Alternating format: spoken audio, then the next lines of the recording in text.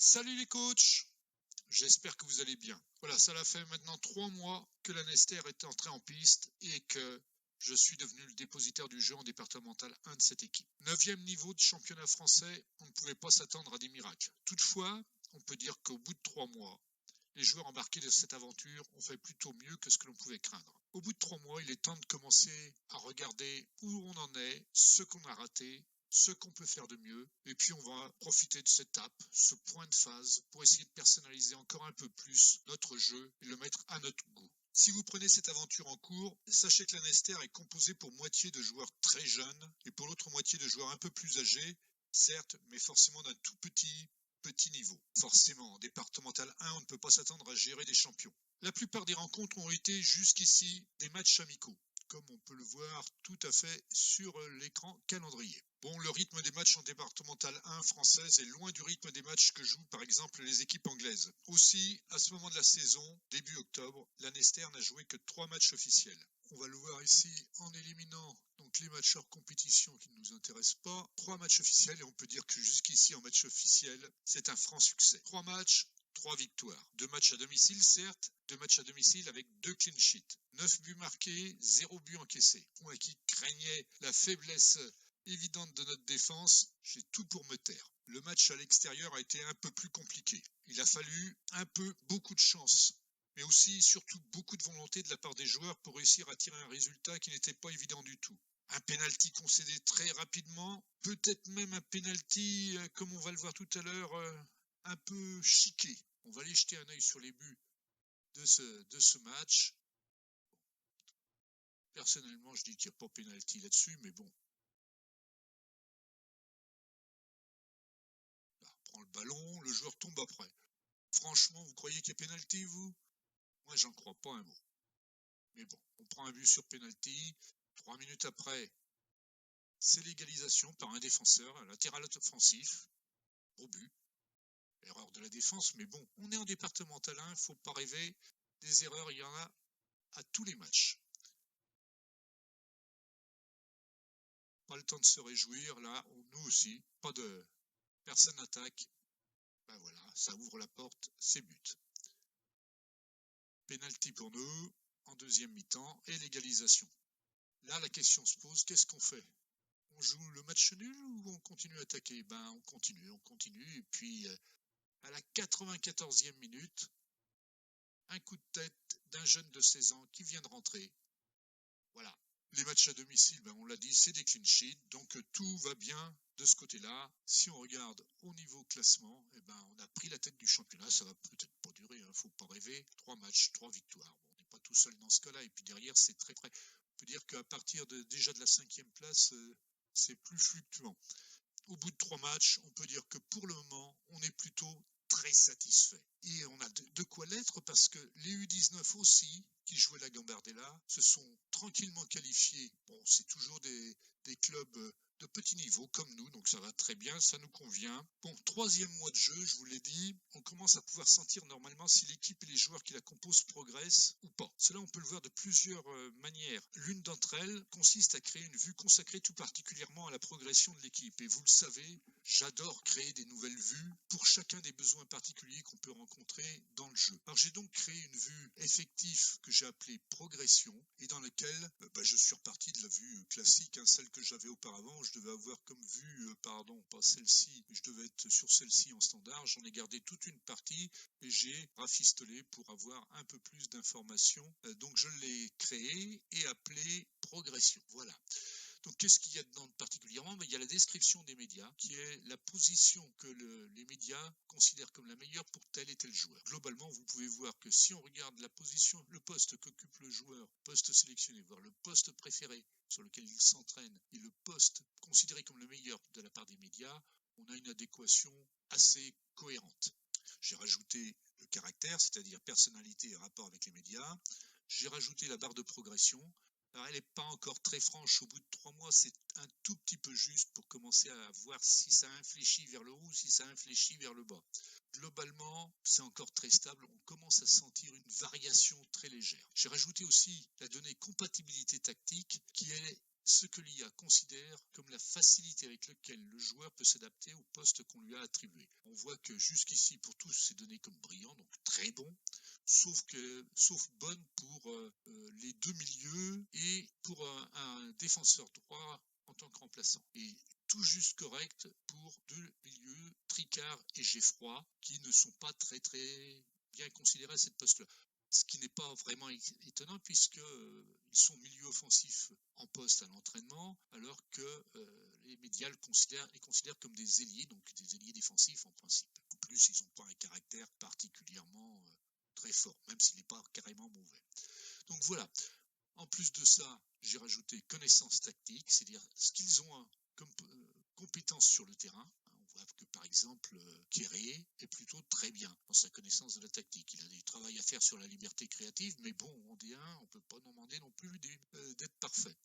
Le seul qui est vraiment un peu en difficulté, c'est Da Silva, pour lequel le post-rôle tâche est carrément incertain. Les autres, c'est très au fait ou accompli, donc c'est plutôt bien. Alors, c'est pas forcément étonnant qu'il soit incertain, je veux dire. Il est considéré comme très incertain sur la capacité post-rôle tâche. C'est pas vraiment surprenant puisque les médias le considèrent comme jeune défenseur central, qu'il est défenseur droit, défenseur central en poste en compétence et qu'on l'utilise en défenseur droit parce que Joao Morel titulaire est blessé. Et il va retourner très rapidement au centre et puis il va se retrouver avec une meilleure connaissance tactique.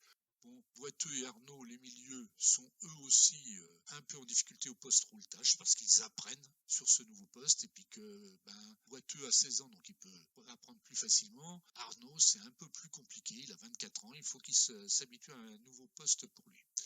Donc voilà. Et le style, le style, c'est la façon dont ils se comporteront. Ça a un impact plus direct, on va dire, sur l'encadrement. Donc ça n'a pas forcément à voir avec la progression, mais c'est pratique de le voir aussi en même temps. Tout ça pour dire que cette partie-là a été rajoutée et donne des informations assez intéressantes. On sait déjà que, par exemple, dès que Moret va revenir, il va falloir repositionner Da Silva, qui est pas très à l'aise à ce poste. Donc voilà, ça c'est la vue qui a été rajoutée. On va en rajouter d'autres, j'en ai rajouté d'autres et on va les voir tout à l'heure. Donc il y a quelques jours aussi, on a eu un rapport de l'état des recherches de nouveaux joueurs.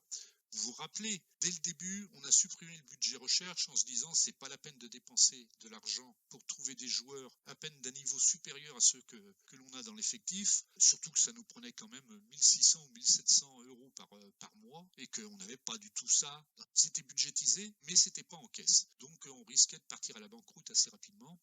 Pour autant, ça ne veut pas dire qu'on ne reçoit pas de propositions de certains joueurs et que nos recruteurs, quand ils croisent d'autres joueurs, ça ne les empêche pas de nous faire des rapports. Simplement, on ne peut pas leur dire va étudier un tel ou un tel, va chercher un très bon avant-centre ou un bon ailier, mais pour autant, ils vont nous présenter de temps en temps ce qu'ils ont trouvé en cours de route, peut-on dire. Donc on a eu un rapport il y a quelques jours.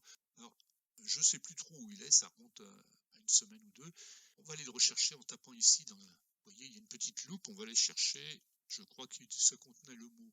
Alors, il faut qu'il y ait le mot recherche dans le titre. Et ben voilà, il est ici, mise à jour des recherches. Et effectivement, le 27 septembre, donc il y a 3 jours, eh bien, on nous a proposé 8 joueurs. Ici, donc là, le premier principal annoncé, Logan Rémy, on a un rapport de recruteur, préparateur, et on nous dit qu'il serait probablement d'un niveau bien supérieur à nos joueurs au même poste, pour un potentiel à peu près équivalent. Et donc, une amélioration notable immédiate. Alors, il y en a 8. Le problème, c'est qu'ici, on ne peut pas faire grand-chose comme rapport. On peut aller voir, donc il a été visiblement bien étudié déjà, on voit que tous ces attributs sont visibles, mais ça ne nous donne pas une grosse information, surtout qu'il y en a 8 autres, donc si on regarde ici, on n'a pas de très grosses informations. Il faut aller se représenter ici, les reprendre un par un, ce n'est pas très simple. Alors moi, ce que je propose comme solution, et que j'ai implémenté tout là déjà, c'est de récupérer ces joueurs et de les mettre dans une liste de sélection. Vous savez qu'on peut créer autant de listes que l'on souhaite pour y ventiler nos joueurs et les étudier, enfin nos joueurs potentiels, pas les joueurs de l'effectif, les joueurs que l'on étudie, que l'on recherche, que l'on nous propose, pour pouvoir les étudier toute satiété, en quelque sorte. Dans cet écran-là, c'est une vue qu'on ne peut malheureusement pas modifier. Vous voyez, tout est grisé en haut, et si vous cliquez droit, ne vous propose pas de rajouter une colonne ou une sélection. Donc tout ce qu'on peut faire ici, c'est par exemple tout sélectionner, et puis cliquer droit sur un des joueurs, et puis dire, voilà, je veux les mettre dans une liste. Alors ajouter à la sélection, vous voyez, j'ai créé déjà plein de sélections. Alors les sélections, on les trouve où? On les trouve dans le recrutement, onglet sélection, et il y a une sélection par défaut, et celle-ci, voilà, sélection par défaut, mais on peut en créer autant qu'on veut. Il suffit de cliquer ici sur nouvelle sélection et de donner un nom. Ensuite, elles sont triées par ordre alphabétique, mais par habitude, j'en crée toujours une pour gardien de but, défenseur, milieu, jeune et attaquant. Bon, elles sont triées dans l'ordre alphabétique. J'ai créé aussi une qui s'appelle recherche auto, et j'ai ventilé tous ceux qui m'ont été proposés dans cette recherche auto, donc on les voit ici. Et là, on voit qu'on peut y mettre beaucoup plus de choses intéressantes. On peut surtout y rajouter les informations qui nous intéressent. On a dit, et toujours dit depuis le début de cette partie, que ce qui nous intéressait, c'était le caractère des joueurs. Donc, je suis parti de la vue classique info effectif, et puis j'ai repositionné, comme on l'a déjà vu dans les épisodes précédents. Je ne vais pas vous refaire la présentation, comment on fait. J'ai simplement modifié un affichage en rajoutant des colonnes et en supprimant d'autres. Donc j'ai créé une copie de info effectif ici, auquel j'ai commencé à rajouter des informations et je l'ai appelé profil général. Donc évidemment, on n'a pas toutes les informations. Ceux qui n'ont pas été du tout très peu vus par nos recruteurs, c'est marqué observation nécessaire. Et si je clique ici, j'ai rien comme information supplémentaire. Ça va se remplir tout doucement au fur et à mesure. Pareil pour le moral, c'est observation nécessaire, on ne connaît pas. Il n'y a que Logan Rémy qui est bien renseigné. Pour autant, là, on peut également en construire d'autres. On va repartir, on va le faire très rapidement. Je ne vais pas aller jusqu'au bout, mais juste pour la démonstration. Ici, on va garder ça, on va supprimer description du média, donc retirer cette colonne. C'est pas du tout l'objectif là. Personnalité non plus. On va rajouter ici, insérer une colonne et on va rajouter les attributs. Évidemment, il faudrait une vue pour les gardiens, pour les attaquants, pour les défenseurs, etc., etc., une vue personnalisée. On peut le faire. On va pas le faire aujourd'hui. Là, on va simplement, comme on a beaucoup de milieux, on va faire une vue plutôt orientée technique et on va rajouter centre, contrôle de balle, dribble, finition et surtout du mental. Donc on va rajouter là, pour les attaquants, l'anticipation, l'appel de balle, détermination qui est important aussi. Et on va rajouter un peu de physique. On a dit que l'accélération et vitesse étaient des facteurs prédominants à ce faible niveau de compétition et qualité physique naturelle. Comme ça, on aura à peu près tout. Donc voilà, vous connaissez le principe. En fait, vous rajoutez ce qui vous intéresse. En plus, après, vous pouvez trier comme vous le souhaitez. Alors évidemment, tout n'est pas rempli, on n'a pas toutes les informations. Ça va dépendre du degré de recherche, mais petit à petit, on pourra obtenir des informations correctes. Donc là, on va renommer cet affichage et on va l'appeler recherche étude. Donc on va l'exporter parce que là, on l'a sauvegardé, mais c'est pas suffisant. Donc on va l'exporter. On va l'appeler, au lieu de recherche, on va l'appeler recrutement. Tiens, puisqu'on disait que c'était mieux de l'appeler recrutement, recrutement étude. Puis ici, voilà. Ici, on va le renommer aussi, on va lui donner le même nom, comme ça, on va l'appeler donc recrutement études. Donc, recrutement études, on vient de l'exporter. Si je vais dans effectif, et que je viens ici, et que je fais importation de l'affichage, je devrais trouver ici recrutement études, et cet affichage n'est pas valide pour cette fenêtre. Elle a été créée dans l'environnement recrutement, ça n'a rien à voir avec l'effectif, ce n'est pas compatible. À mon sens, Cygames aurait pu faire plusieurs répertoires pour bien simplifier les choses, pourrait s'améliorer sur ce point-là, ce serait plus facile pour tout le monde. Bon, finissons-en, si je puis dire, avec on fait le point au bout de 3 mois. Vous voyez qu'elles se sont bien améliorées, et c'est quand même pas si mal que ça. On est passé en positif, on a toujours un budget de recherche de 21 496 € sur l'année. On va quasiment économiser, peut-être pas 21 000 €, puisqu'on en a dépensé déjà 2 fois 2 mois, donc on va économiser au moins 18 000 €. On peut espérer avoir comme objectif d'avoir un solde général en fin d'année aux environs de 15-20 000 €. Ça semble tout à fait possible. On peut aussi peut-être aller jeter un œil rapidement dans les infos du club sur les objectifs tenus par Vision du club. Voilà.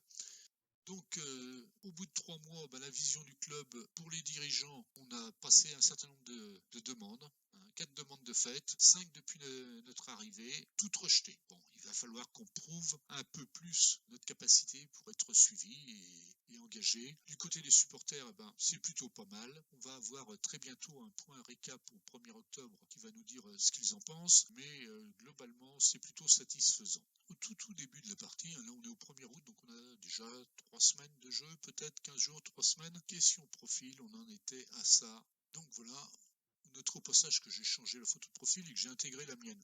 Bon, ça donne pas un résultat extraordinaire et on la voit pas sur le banc de touche, donc je vais sans doute revenir en arrière et remettre la photo de l'image Ted Lasso à la place. Voilà où on en est rendu aujourd'hui. Donc le point des attributs de l'entraîneur aujourd'hui par rapport à ce que l'on était il y a 2 mois. Et on a bien progressé déjà dans les attributs d'entraînement. C'est pas l'objectif, hein. On est un coach, on n'est pas un préparateur. Ça a avancé dans un certain nombre de points, tactiques notamment. Entraînement des jeunes, non, pas là, mais le mental a augmenté d'1 point. Alors, je vous rappelle que tous ces attributs sont notés sur 20. Et dans le mental ici, on avait démarré avec 1, 2, donc on a pris 1 point en détermination, 1 point en connaissance des joueurs, 1 point en connaissance des jeunes joueurs. C'est la discipline qui est surprenante. Je m'attendais à monter beaucoup plus vite que ça. Dans mes parties précédentes, c'est ce qui montait le plus rapidement. Bien là, non. Et la gestion des personnes et la capacité à motiver ont aussi fait des progrès. On est loin d'être à un bon niveau. Je vous rappelle, pour être à un bon niveau, il faut arriver, il faut atteindre la note de 20. Hein, c'est bien ce que... Donc voilà, globalement, Ted Lasso, lui, personnellement, il a déjà bien progressé dans les attributs techniques, on va dire, les attributs d'entraînement, mais aussi dans les attributs mentaux, plus 1 point en gestion des personnes, en capacité à motiver. C'est très important, la capacité à motiver.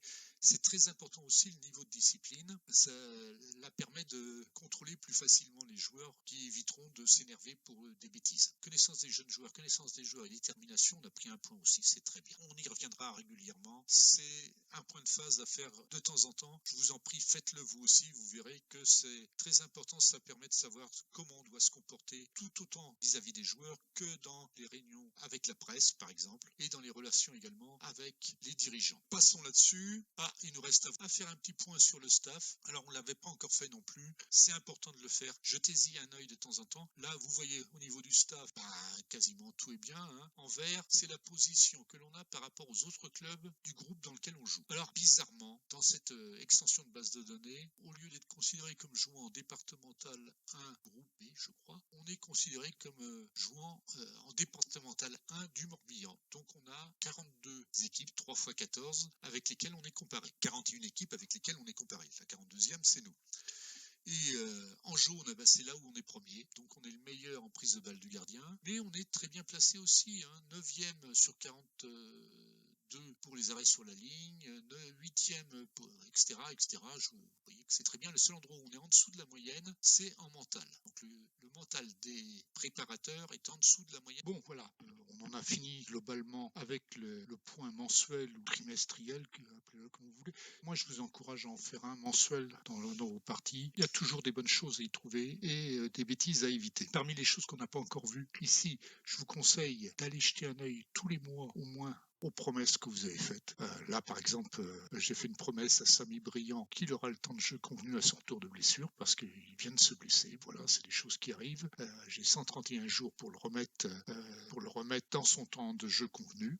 Il est blessé actuellement pour encore un petit moment. Historique blessure, voilà. Donc c'est assez grave. C'est considéré comme grave. Il a 11 jours. Il reste 11 jours, mais il en avait un peu plus que ça au départ. Bon, voilà. Donc on a fait le tour de tout ce qu'il y avait d'important à voir. Je vous conseille aussi, à l'occasion, d'aller faire un tour tous les mois au centre médical. Vous y aurez des informations importantes sur les joueurs qui sont en difficulté ou qui risquent de se blesser. Il faut moduler ça forcément, par exemple, le Ganarno ou Kevin Souza viennent de jouer, donc c'est normal qu'ils aient un risque plus élevé que les autres. Jetez aussi une fois de temps en temps un œil sur le calendrier d'entraînement pour affiner des choses et modifier vos calendriers si vous pensez qu'il y a des petites choses à régler. C'est à peu près tout ce qu'il y a à dire sur ce sujet-là.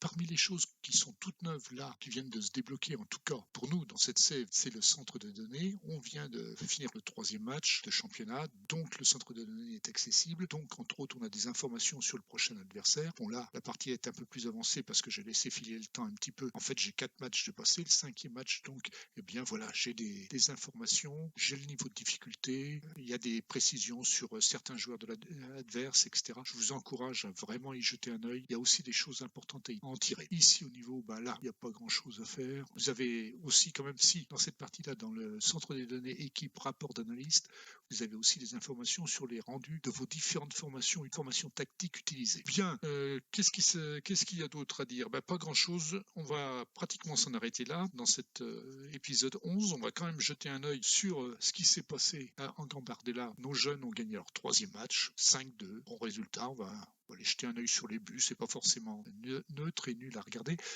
Match disputé, victoire 5-2. On menait 3-0. Là, il y a une remontée à 3-2, ça a été un peu limite. Vous voyez que nos adversaires nous ont tiré un peu, nous ont mis un peu en difficulté à un moment. Ils ont un gros XG, donc c'était pas complètement une équipe de nuls, mais dans l'ensemble, on s'en tire bien. Et tiens, allons voir les buts déjà.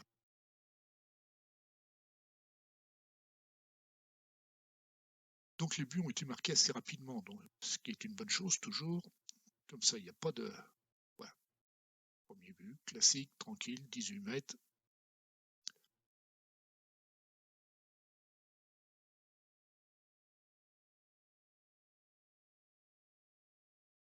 Voilà, qu'on prend pas la balle, qu'on n'intercepte pas la balle, voilà ce qui arrive. Donc 2-0, on jouait depuis quelques minutes, 5 minutes.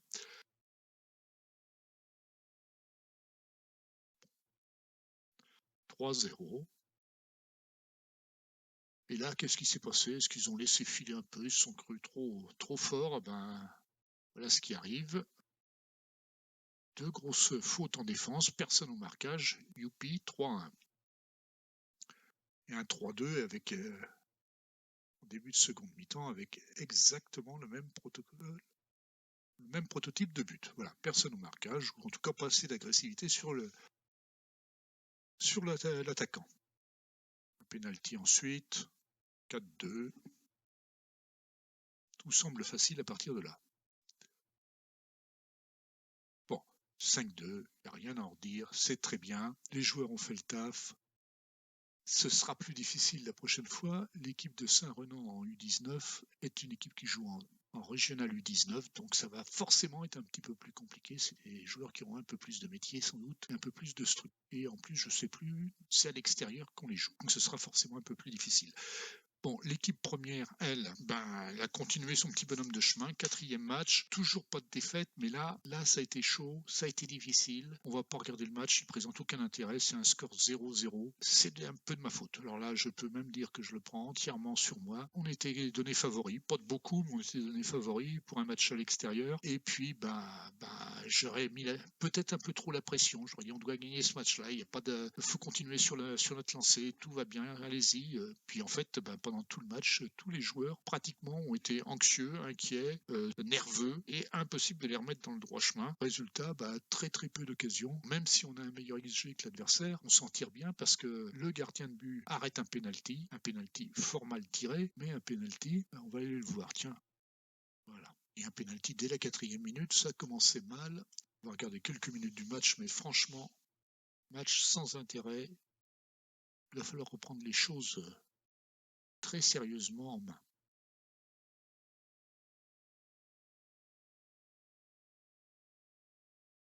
Ouais, petite poussette, voilà. Bon, pas bien. Très anxieux, je vous dis. Regardez bien, c'est un penalty magnifiquement mal tiré. Si, j'ai bien dit mal tiré. Voilà, merci bien.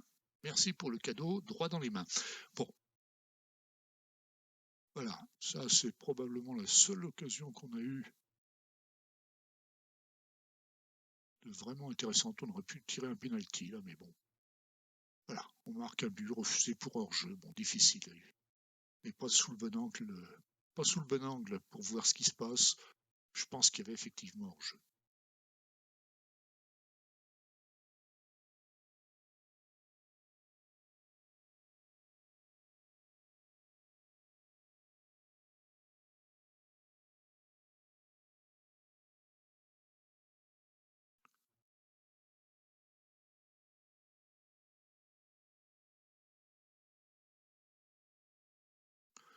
Pour autant, il y a des matchs où tout se passe comme à merveille. Le 5-0 du match précédent en championnat était vraiment le prototype de ce genre de choses. Tout ce qui était tenté allait au fond. Autant là, bah rien. Rien, pas d'imagination. Des passes téléphonées, des tirs à côté. Bon, bref, voilà. Rien à retenir, si ce n'est que ils sont un peu fragiles quand même. C'est de la départementale 1, j'arrête pas de le dire, je sais bien, mais voilà, c'est vraiment fragile. Faut pas, faut pas leur mettre la pression ni en début, ni avant le match, ni à la mi-temps. On le fera plus, c'est promis, et on verra bien ce que ça donnera. Là, encore une bonne occasion, il est tout seul, alors derrière ça suit même pas, voilà, rien du tout. Triste, tristoun.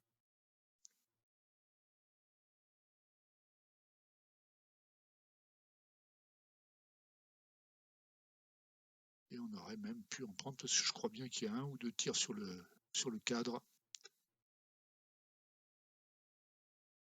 Voilà, comme là par exemple.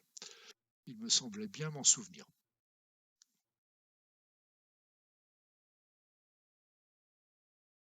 Et là aussi peut-être bien. Voilà, heurter la transversale. Donc on n'a pas trop à se plaindre. 0-0, on a été mauvais. Il faut savoir faire match nul quelquefois.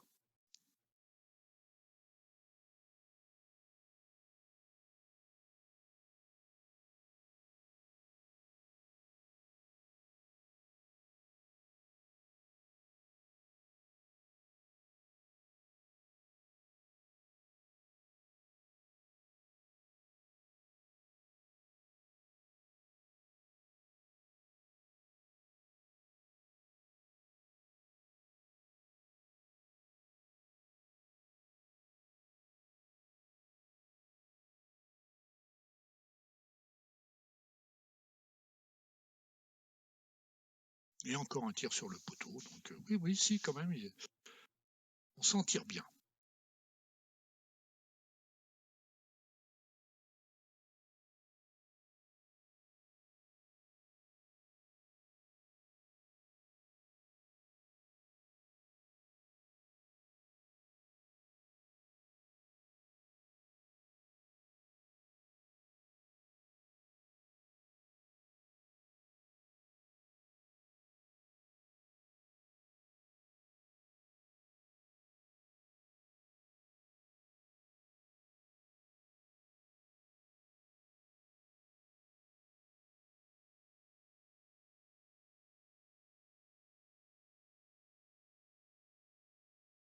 Ça, c'était l'occasion du match. On aurait dû peut-être pouvoir le gagner à cette 78e minute, mais bon, c'était pas vraiment mérité non plus.